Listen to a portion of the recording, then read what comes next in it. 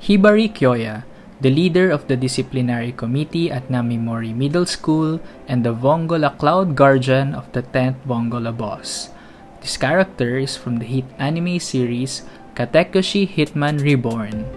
He's one of my favorite anime characters, mainly because of his strength and his awesomeness in the battlefield. Join me in unboxing this figure. Let's go!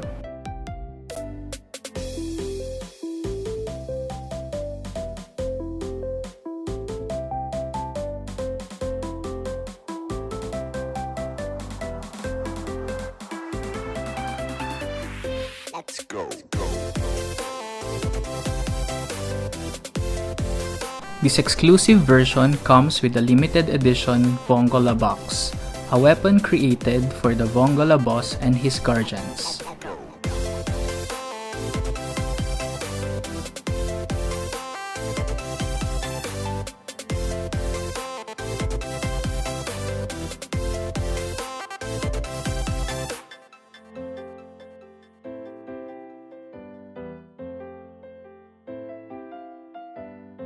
Kyoya typically hates crowds and prefers to do things on his own at his best interest.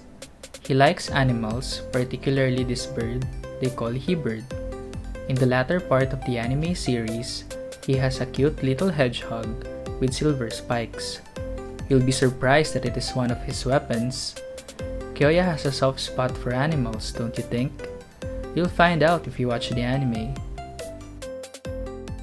His main weapon are his pair of steel tonfas, which can release spikes.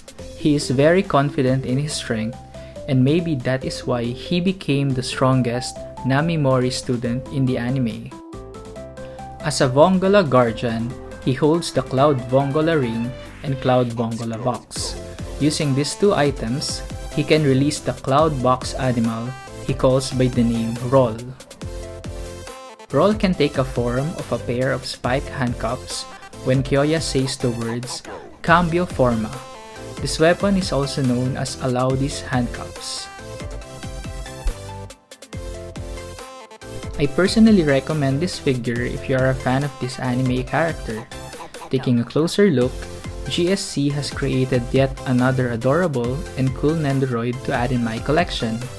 Has Kyoya convinced you to add him in your collection as well? If you like this video, don't forget to like, comment, and subscribe to my channel. See ya! Go.